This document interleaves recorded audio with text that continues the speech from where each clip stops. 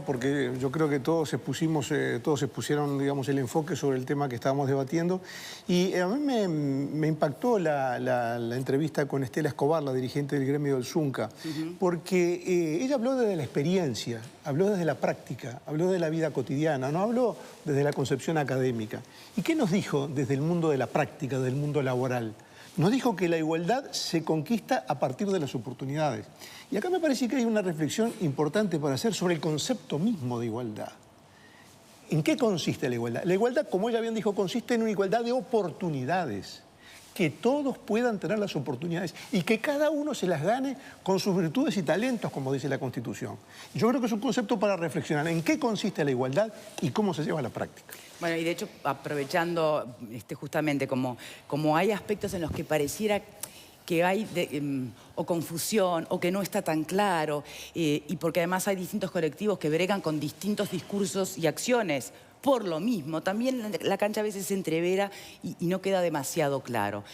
Vamos a darle la bienvenida a quien nos acompaña hoy, que es la senadora Constanza Moreira. Muchísimas gracias por estar aquí hoy, acompañándonos en este día que, bueno, más allá del compromiso explicitado desde el gobierno, seguimos sin la votación de la ley de cuotas y seguimos sin una ley de femicidio aprobada también. ¿Qué reflexiones sobre este aspecto? Efectivamente, con el tema de la paridad cuota, porque la bancada bicameral femenina lo que hace es presentar un proyecto de paridad, porque bueno, en toda América Latina, donde la cuota hace mucho tiempo que está instalada, el Uruguay está súper rezagado, se vio que con la cuota más del 30%, creo que se estabilizó en el orden del 27% en el porcentaje de mujeres que ingresan en los parlamentos, entonces levantaron las miras y dijeron, bueno, tenemos que ir a por la paridad, que tampoco va a asegurar el 50%, pero seguir profundizando la herramienta.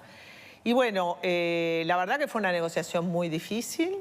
Yo estoy hasta ahora negociando con el Partido Nacional, con el Partido Colorado, con el Partido Independiente. Bueno, ninguno de estos tres partidos quiso la paridad, pero con el Partido Colorado y el Partido Independiente, el hecho de dejar instalada la cuota, pero sin fecha de finalización, y modificando el régimen de las suplencias para evitar lo que se llama el efecto Bianchi, porque lo voy a decir así, que es el tema de recuerdan que ella fue elegida senadora, ella fue elegida por dos cargos. Y quedó en diputado. Ella fue elegida por dos cargos, por diputado y por senado, y eligió por diputados, que es una elección rara porque en general todo el mundo elige por el cargo más alto, pero lo que queremos evitar es que los hombres llenen los cupos de mujeres con la misma mujer y que después esa mujer elija y quien ocupe la suplencia sea un hombre. La propia senadora Topolansky puso un reparo al tema de las suplencias. Bueno, entonces, ¿no? Efectivamente, el tema de las suplencias nos está costando muchísimo, a pesar de que ya hemos renunciado por el momento a votar la paridad. Y bueno, en esta última negociación por el tema de las suplencias, de cualquier manera decidimos el 15 de marzo votar la ley, dejar instalado el mecanismo de acción afirmativa, ver si la discusión de las suplencias o el mejoramiento del régimen de las suplencias se puede abrir en la Cámara de Diputados, porque esta sería la primera Cámara. Y con respecto al tema de femicidio, lo que se hizo fue, había un proyecto del Poder Ejecutivo que tipificaba el femicidio como el crimen por odio a la mujer, es como una especie de crimen de odio, de la misma manera que se odia racialmente y entonces se mata a un negro porque es negro, es un crimen de odio, aparece tipificado así y tiene un agravante. Con relación al femicidio, hay una discusión si femicidio, feminicidio, qué sé yo. Vamos a estar por arriba. La ley de violencia integral de género, que es la ley marco, la ley que define la violencia de género, que pone las palabras que son necesarias usar. Bueno, la ley también tiene como 104 artículos, entonces nosotros separamos la parte de femicidio. Lo estamos tratando, vino el fiscal de corte, nos dio una cantidad de indicaciones buenas y precisas y nuestra idea es que terminando marzo tengamos los dos proyectos votados. La ley de participación política ya tiene fecha para el 15 de marzo. Nuestra idea es votar femicidio también en marzo en la primera Cámara. Somos un régimen bicameral, es decir, esto pasa a la segunda Cámara, pero la ley de violencia integral, hoy estuvo la red de violencia de género, estaban todas vestidas de negro ahí en las barras. Porque, a ver, es cierto que más allá de lo que pueda ser la tipificación del delito como tal y el agravante que tenga en su pena correspondiente, acá para enfrentar la violencia de género faltan muchísimas otras herramientas, ¿no? Sin Eso duda. como bastante más decorativo. Mira, ya la ley de violencia que nosotros tenemos fue una ley que costó mucho aprobar. Incluso un fiscal en su momento pidió la inconstitucionalidad de la ley de violencia porque violaba la libertad de los hombres. ¿A libertad de qué? De los hombres, Sí, pero la ¿cuál libertad de actuar de los libertad hombres. Yo no recuerdo ¿De golpear? toda la sentencia, pero te lo digo a modo de ejemplo de cómo también las leyes las resisten los mismos operadores jurídicos, como el caso de la jueza Buch en relación a la ley de interrupción voluntaria del embarazo. Su sentencia va directamente, confronta la ley, no el espíritu, confronta la letra de la ley. Y la sentencia de estos días del sadomasoquismo también, que le da un nombre distinto a la violencia doméstica también. Bueno, o sea, la interpretación de la ley. Entonces, para redondear, existe ya una ley de violencia de género que tipifica, ya está tipificada la violencia doméstica, es decir, se han hecho avances legales, se han hecho avances en el terreno de la aplicación de las normas, se trabajó mucho con el Ministerio del Interior, se trabajó mucho con los jueces, que les costó mucho incorporar esto, se trabajó también con el Ministerio de Economía para que diera sus pesos, para que hubiera fiscalías especializadas en violencia de género, juzgados especializados en violencia de género, es decir, todo esto ya se avanzó.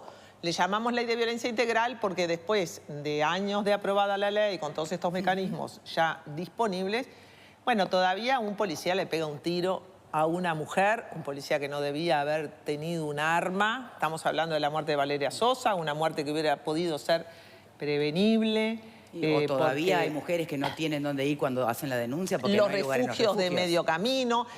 Aquí estamos luchando para que las mujeres no salgan huyendo de las casas, sino que se queden ellas en las casas. Pero todos sabemos que lo que pasa es que la mujer es la que huye. Acá, y esto me hace pensar en una pregunta que me rondaba hoy la cabeza, ¿no? Sobre todo en un día como hoy, donde, bueno, se hacen tantos discursos o pronunciamientos. Y después vamos a entrar en definir lo que es feminismo, porque parece que uno tiene la sensación de que hay hasta a veces intolerancia desde esos discursos. Entonces, ¿por qué? ¿Por qué se generó eso? ¿Por qué se habla de feminazis, no? ¿Por qué si uno no es feminista sentí que te están mirando mal? Pero bueno, el punto al que voy en esta pregunta. En realidad, no pareciera estar presente la autocrítica de la mujer en el abordaje en las plataformas de reivindicación, en las luchas, especialmente en el tema de la violencia doméstica, ¿no? La autocrítica en tanto que si no nos asumimos como parte del problema y solo nos visualizamos desde el lugar de víctima, que somos, por supuesto, también, ¿no estaría faltando ajustar ese abordaje? ¿O no somos parte del problema? ¿No educamos hijos? ¿No educamos hijas? Sí, sin duda. Nosotros somos parte del problema. Creo que sería injusto decir que la mujer es la que impone el patriarcalismo en la sociedad. No, porque por la supuesto mujer que no. cumple una partecita en la educación. Por supuesto que el patriarcalismo es una estructura de desigualdad que tiene una superestructura cultural asociada. La maté porque era mía, las mujeres no sirven para la política, hay cosas que están bien para las mujeres pero no para los hombres. Todo eso es el caparazón cultural, digamos, del patriarcado. Y en el patriarcado estamos todos metidos, ¿no? Pegarle Estamos porque todos está celoso, metidos. tan pegarle porque está celoso, como dice la sentencia de estos días. Yo digo un ejemplo de patriarcado muy simple, pero que lo tenemos muy incorporado. Los hombres dicen, mi mujer, te presento a mi mujer, ¿no? Bueno, eso es un sentido como propietarista. Bueno, en yo un... discrepo. Ahora no dicen, Creo presento a mi que hombre. es un No, poco digo, exagerado un dicho como... No estoy Mi juzgándolo. esposa sí está bien. Yo no estoy juzgándolo. Digo que no existe una expresión análoga en la mujer. La mujer no dice mi hombre. No, dice mi marido. Dice mi marido. Menciono porque son mío, es mío. No, la maté porque era mía. Es el sentido la cosa de propiedad sobre la propietarista sobre el cuerpo de las mujeres. Porque el alma, la verdad, por suerte, es incontrolable, es sobre el cuerpo de las mujeres y por eso es la violencia física, bueno, aunque la violencia moral es como el desconocimiento de la voluntad del otro. Entonces, a ver, tú me decías si las mujeres nos tenemos que hacer autocrítica. Yo te diría en principio que eso está muy bien porque todos somos parte del patriarcado y todos tenemos, hoy de ahí se decía, todos tenemos que desaprender cosas del patriarcado y cuestionarnos a nosotros mismos para destruir el inclusive patriarcado. para entendernos o visualizarnos si estamos en un lugar de víctimas o estamos siendo sometidas. Muchas veces somos las últimas en darnos cuenta porque por todo eso que tenemos adentro. Bueno, porque yo creo que el logro más importante que se ha hecho con el tema de la violencia es que las mujeres empezaron a reconocer que eso es violencia, eso que estaba naturalizado. Que te grite, que te insulte, que te descalifique, que te cierre la puerta de la casa, se quede con la llave. ¿Cuántas mujeres? O sea, las muertes son la punta del iceberg, ¿no? Abajo está todo esto que nosotros no solamente tenemos que reconocer como patriarcado, sino que yo creo que la lucha de las mujeres es quizá una de las luchas más valederas para revolucionar la vida cotidiana. Porque después está la política de los discursos, de los grandes valores, pero la vida cotidiana, la deconstrucción de la vida cotidiana, para que seamos más felices, para que seamos más tolerantes, para que seamos menos violentos. Bueno, yo creo que las mujeres han hecho una contribución fantástica al cuestionamiento de cómo vivimos juntos, que es la gran pregunta de la política al final. ¿Está de acuerdo que se puede percibir cierta intolerancia en algunos colectivos que se autoconsideran feministas para con quienes quedan del otro lado? A ver, yo la vivo en mí, ¿no? Es decir, hay discusiones que hace tantos años que la vengo dando que cuando alguien empieza, por el principio de aquella discusión, que hace 30 años que la venimos dando, así me viene una intolerancia, digo, pero por favor, esto ya lo saldamos. No, la verdad, nada se salda y todo se está discutiendo de nuevo. Siempre digo que la gran virtud de la política es la paciencia. Y después están las feministas más jóvenes, que son un encanto, porque las feministas más jóvenes tienen 3 veces menos de paciencia que la que tengo yo. Entonces, pelean con el mundo, también pelean con las feministas más... ¿Pero eso le hace bien al movimiento feminista genuino? Porque son más exigentes. Pensá que cuando yo era joven, las mujeres todavía se casaban vírgenes. Y ahora, yo tengo 57, la gente ni siquiera se casa. O sea, en una generación, vos pegaste un salto tan grande desde el punto de vista de las relaciones entre las personas, de las relaciones de los géneros, del trabajo femenino, de la sexualidad, la revolución sexual es de los años 60, que yo entiendo que una feminista que hoy tiene 30 años, tiene un nivel de exigencia y se traga mucho menos cosas que una feminista que hoy tiene 50 años. Eso pasa. A mí me gustaría, Constanza, hacerte la siguiente pregunta. Naturalmente que acá estamos enmarcados en un cambio de paradigma, ¿verdad? De paradigma cultural frente a un poder tradicional, hegemónico y dominante como es el patriarcado. Naturalmente, nunca nadie a lo largo de la historia que ha tenido poder lo suelta fácilmente, ¿verdad? Y siempre encuentra voceros explícitos y voceros implícitos que le hacen, muchas veces en forma inconsciente, el favor a ese poder instalado. En todo caso, a vos, en tu condición de senadora de la República, de mujer de la política, académica, pero ya hace rato metida en la arena política, ese cambio, ¿cómo y dónde debe procesarse? Lo pregunto de otra manera, ¿qué rol juega la política para procesar ese cambio que es de carácter cultural?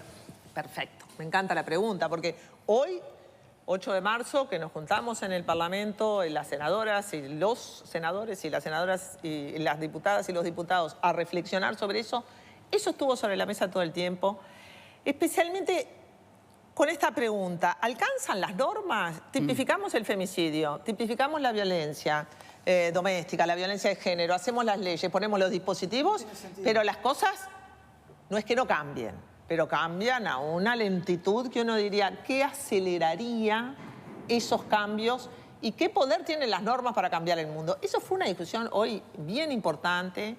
Yo creo que las normas ayudan a cambiar el mundo, por eso estoy trabajando en las leyes en este sentido.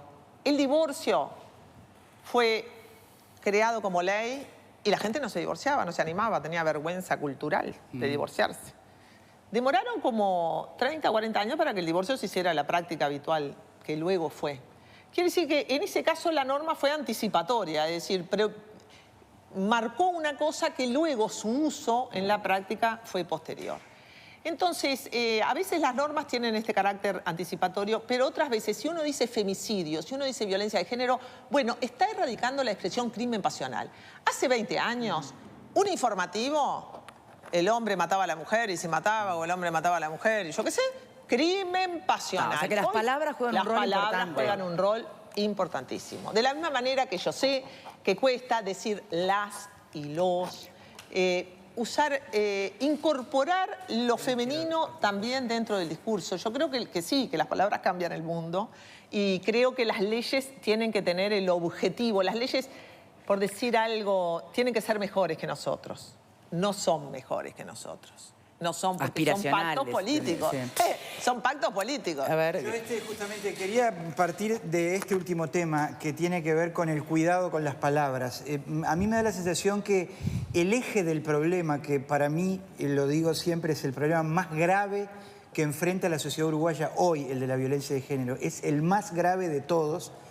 Para mí el eje del problema está en lo que usted, senadora, comentaba, de una chica que hace una denuncia en noviembre y en enero, febrero, no me acuerdo cuándo, el tipo al que ella denunció la mata de un tiro. O sea, nosotros, tengo la sensación, y quiero consultarle cuál es su posición, que estamos poniendo énfasis, por ejemplo, en agravar penas. Ningún tipo que tiene la actitud criminal de matar a su compañera de vida se va a preocupar porque va a ir más años o menos en cana. Al revés, muchos de ellos se suicidan directamente después que cometen ese crimen. Por otro lado, nos cuidamos en toda esta ideología de género que tiene que ver con decir todos y todas, con los y las, con que no puedo decir mi mujer porque entonces lo tomo con una cosa... Vamos a un montón de formalidades y ponemos el énfasis en esas formalidades cuando de lo que se trata es de fortalecer los mecanismos que ofrezca el Estado a las víctimas para que se salven de los crímenes que cometen contra ellas a tiempo. Es una vergüenza nacional que prácticamente todos los casos de crímenes por violencia de género que se han dado en los últimos años han tenido denuncias previas de la víctima hacia el victimario. Tenemos que estar todos avergonzados, tanto el Poder Judicial como el Ministerio del Interior, que no es posible resolver eso. ¿No cree usted que ahí debe estar el gran énfasis del Estado? Sí, yo creo que es todo junto. Que al tema hay como que atacarlo de todos los frentes. Creo que sí, que en el caso de Valeria Sosa claramente hay un encubrimiento de sus pares en el Ministerio del Interior respecto de la denuncia, ¿no? Hay una endogamia institucional que impide que ese hombre deje de tener un arma, pero también hubo una muerte... también de un policía, porque también acá está el tema de las armas, ¿no? También acá está el tema de las armas, cómo se dan las armas, quién tiene armas, si tienen derecho o no, cómo controlamos eso, que es relativamente fácil conseguir un arma en este país, que no es lo mismo matar a una mujer pegándole que con un arma, que es el instrumento del cobarde, rápido, ¿no? Es un gesto y ya está. Pero en este otro caso recuerdo que el hombre tenía esta arma y si se la sacaban cobraba menos sueldo y la mujer finalmente transigió, fue en un caso en el interior hace un par de años. Lo que digo, no sé el porcentaje de mujeres asesinadas que ya habían tenido denuncia previa. Primero, las mujeres tienen que denunciar. Esto ya es... Ya es complicado. Es muy complicado. Y luego se trabajó con el Ministerio del Interior mucho para que cuando fuera a recibir la denuncia, el policía no le dijera, mija, déjese de embromar y vaya con su marido. Estoy trivializando. Sí. ¿Está?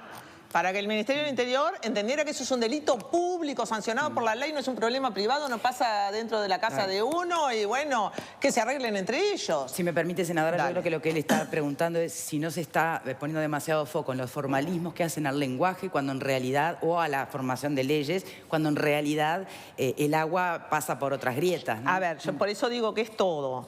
Hay que trabajar con el lenguaje en el sentido de que nosotros hoy decimos gay, no decimos marica, mirá ese marica. Bueno, estas son formas de nombrar, de reconocer y de dignificar a los otros cuando hablamos.